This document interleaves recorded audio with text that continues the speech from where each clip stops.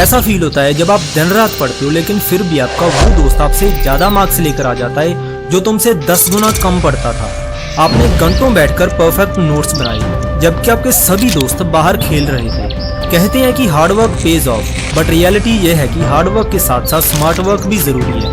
आज की इस वीडियो में मैं आपको 12 ऐसी स्टडी टेक्निक्स बताऊंगा जिन्हें यूज करके आप सिर्फ 3 घंटे पढ़ के उतने मार्क्स ले आओगे जितने दूसरों के 10 घंटे पढ़ के भी नहीं आएंगे।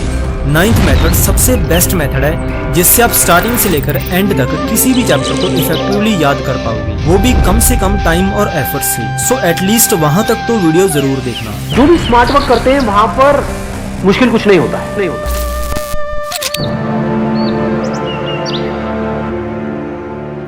सपोज ये 2 स्टूडेंट्स एक दिन में 6 घंटे सेल्फ स्टडी करते थे। दोनों इक्वल टाइम के लिए स्टडी करते थे, लेकिन फिर भी इन दोनों के मार्क्स में जमीन आसमान का फर्क था। स्टूडेंट बी के मार्क्स स्टूडेंट ए से काफी ज्यादा थे क्योंकि दोनों के स्टडी करने के तरीके में एक छोटा सा डिफरेंस था। स्टडीज में पाया गया है कि हमारा ब्रेन एवरेज आधे घंटे के लिए ही 100% एफिशिएंसी से काम कर सकता है। अनफॉर्चुनेटली स्टूडेंट ए को ये बात नहीं पता थी।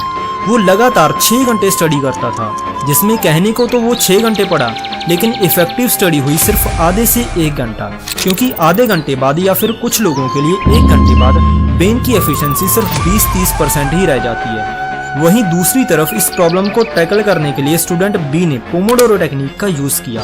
इसमें हर आधे घंटे की स्टडी के बाद 5 मिनट का ब्रेक लेना होता है, या फिर लगातार 50 मिनट पढ़ के 10 मिनट का ब्रेक ले लो। इस ब्रेक में ब्रेन रिचार्ज होगा और इसकी एफिशिएंसी दोबारा 100% हो जाएगी। इस स्टडी ब्रेक वाले पैटर्न से स्टडी करने के बाद 6 घंटों में से 5.5 घंटे इफेक्टिव स्टडी होगी। लेकिन प्रॉब्लम यह है कि 10 में से सिर्फ 1-2 स्टूडेंट्स ही इस टेक्निक को सही से यूज कर पाती हैं, क्योंकि अगर ब्रेक में कुछ ऐसा करने लग गए जिससे ब्रेक 5 मिनट से 5 घंटे की हो जाए तो इसका कोई फायदा नहीं है। इसलिए ब्रेक में कोई भी हाई डोपामिन वाली एक्टिविटी मत करना। द बेस्ट वे इज कि आप 5-10 मिनट रूम से बाहर निकलो और थोड़ा चल फिर लेना, जिससे जस्ट माइंड फ्रेश हो जाए। कभी आपके साथ ऐसा हुआ है कि आप पढ़ना तो चाहते हो लेकिन पढ़ने का मन नहीं करता? ऐसा इसलिए होता है क्योंकि आप अपने दिन को प्लान ही गलत तरीके से करते हो या फिर करते ही नहीं। अगर आप अपने दिन को सही तरीके से प्लान नहीं करोगे तो पिछली टेक्निक यूज करने का भी कोई फायदा नहीं है। सपोज स्टूडेंट ए और स्टूडेंट बी दोनों पोमोडोरो टेक्निक से स्टडी करते हैं, लेकिन डिफरेंस ये है कि स्टूडेंट ए सुबह उठने के बाद पहले फोन उठाएगा, गेम वगैरह खेलेगा और फिर आधा दिन वेस्ट करने के बाद स्टडी करेगा। वहीं स्टूडेंट बी पहले स्टडी करेगा, उसके बाद अपना टास्क कंप्लीट होने पर एज ए रिवॉर्ड फोन उठाएगा। गैस किसके मार्क्स ज्यादा आएंगे? ऑब्वियसली स्टूडेंट बी के, क्योंकि स्टूडेंट ए ने तो अपना ब्रेन पहले ही डोपामिन से ओवर स्टिमुलेट कर लिया, जिससे बाद में ना तो उसका पढ़ने का मन करा और ना ही वो फोकस कर पाया। वेल, अगर डोपामिन के बारे में आपको नहीं पता तो इस वीडियो के बाद आप प्रीवियस वीडियो को जरूर देखना।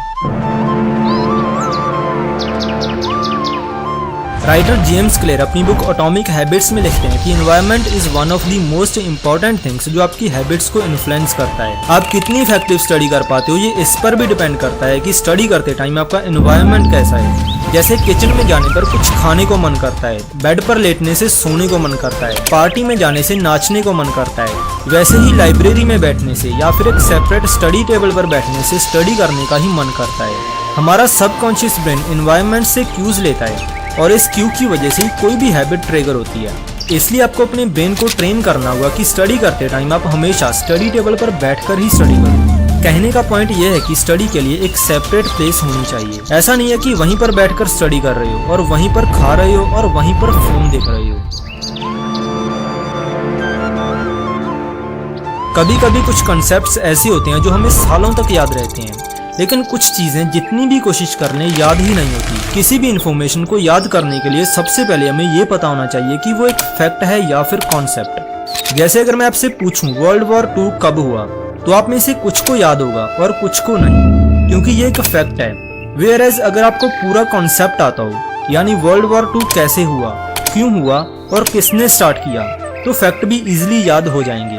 फॉर एग्जाम्पल, वर्ल्ड वॉर 1 खत्म होने के बाद 1919 में ट्रीटी ऑफ वर्साइलेस साइन हुई। On the 28th of June 1919, the Treaty of Versailles was signed. इस ट्रीटी ने जर्मनी को इतना पनिश किया कि उनका इकोनॉमी कोलैप्स कर गया। फिर एक एक्सट्रीमिस्ट सोच वाले लड़के अडोल्फ हिटलर ने अपने देश को संभालने का जिम्मा लिया। that I have walked, that I have advocated for you in these years. I have spent my time in service of my people. लेकिन हिटलर ने वो तरीका अपनाया जो किसी ने सोचा भी नहीं था। हिटलर ने पोलैंड पर अटैक कर दिया। बस यही अटैक वर्ल्ड वॉर 2 का स्टार्टिंग पॉइंट बना और 1939 में वर्ल्ड वॉर 2 स्टार्ट हुई, जो कि 1945 तक चली। अब अगर आपको कॉन्सेप्ट समझ में आया कि ये वॉर कैसे स्टार्ट हुआ, तो 1939 का ईयर हमेशा याद रहेगा। फैक्ट्स बिल्कुल यूजलेस हैं अगर आपको कॉन्सेप्ट्स नहीं पता। फैक्ट्स मीनिंगफुल तभी होंगे अगर उससे रिलेटेड कॉन्सेप्ट पता होगा। फॉर एग्जाम्पल, अब मैं एक एक करके 13 लेटर्स बोलूंगा। मेरे रुकने पर आपको सेम ऑर्डर में ये 13 लेटर्स याद करके बोलने होंगे। So ready? Y T R H A U S T D P A Y H। अब वीडियो पॉज करो और याद करने की कोशिश करो। क्या हुआ, नहीं याद हुए? कोई बात नहीं, अब इनको सुनो। मैं दोबारा 13 लेटर्स बोलूंगा, लेकिन इस बार आपको पक्का याद हो जाएंगे, तो ध्यान से सुनना। H A T P Y T H U R S B A Y।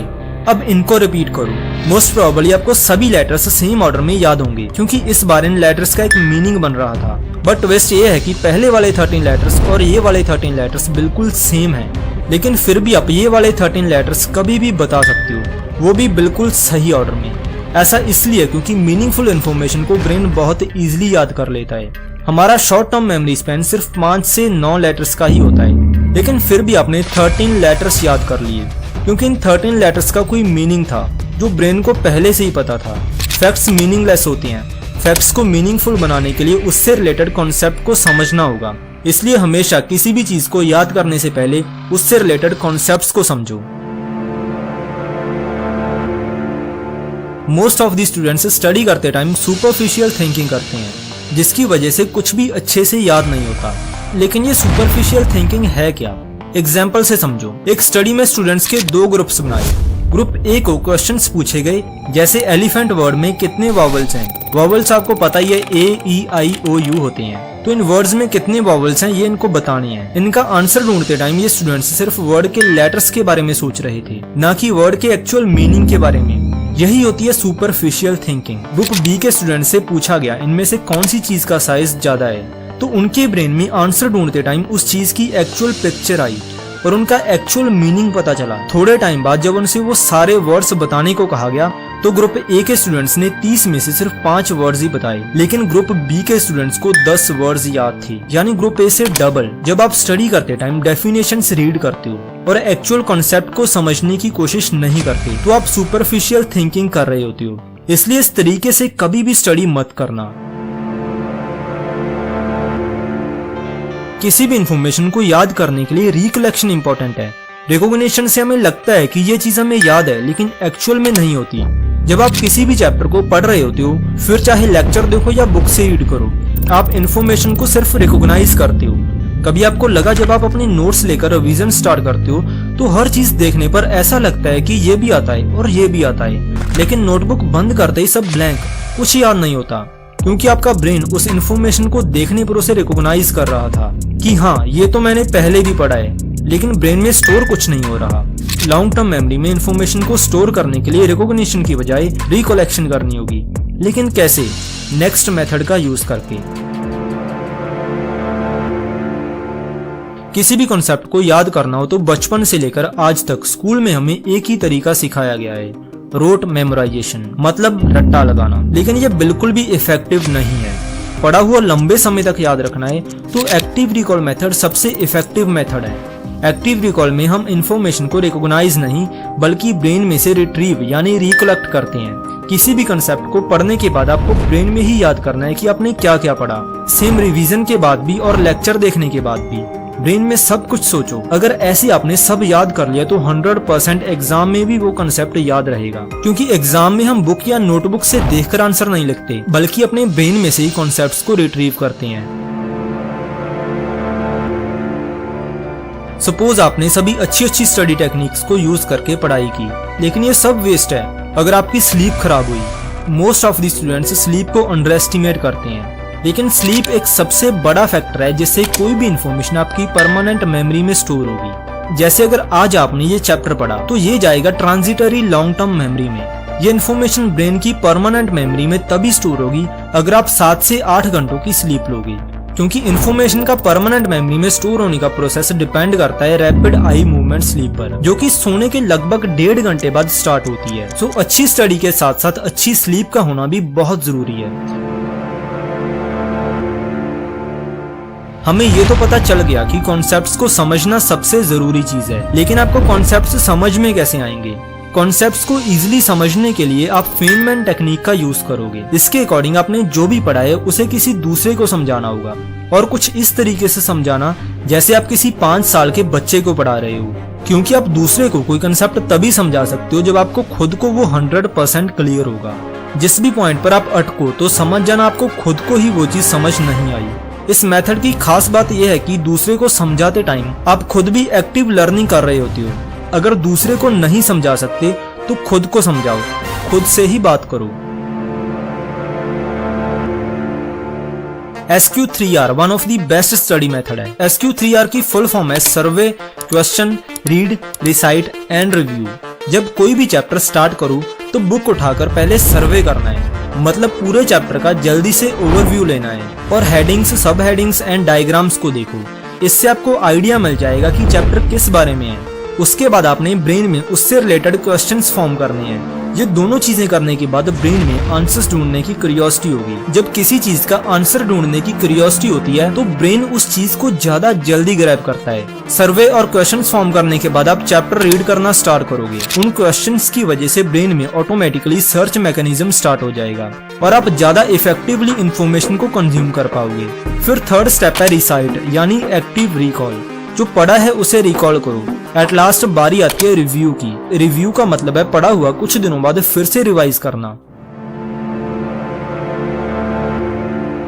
Studies के अकॉर्डिंग किसी भी इंफॉर्मेशन को टेम्परेरी मेमोरी से परमानेंट मेमोरी में स्टोर करने के लिए उसे 7 बार देखना पड़ेगा। बट इतने सारे चैप्टर्स और इतने सारे सब्जेक्ट्स कोई भी 7 बार छोड़ो 1 बार भी मुश्किल से रिवाइज करता है। लेकिन स्पेस्ड रेपिटेशन बेस्ट मेथड है, जिससे आप नया सिलेबस करने के साथ साथ पुराना भी इफेक्टिवली रिवाइज कर पाओगे। चैप्टर कंप्लीट करने के बाद अगले दिन ही उसे रिवाइज करो, फिर 3-4 दिन बाद दूसरी रिवीजन और 10-12 दिन बाद तीसरी। ऐसे ही हर रिवीजन के बाद गैप बढ़ाते जाना, और ये साइकिल हर चैप्टर करने के बाद स्टार्ट करना होगा।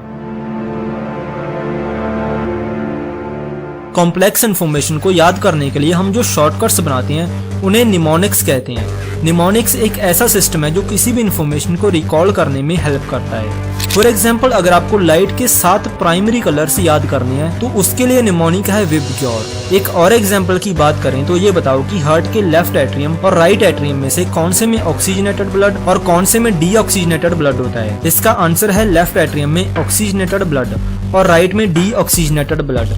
बट ऐसे आप कंफ्यूज हो सकती हो, तो इसे रेडियो सुनते सुनते याद करना।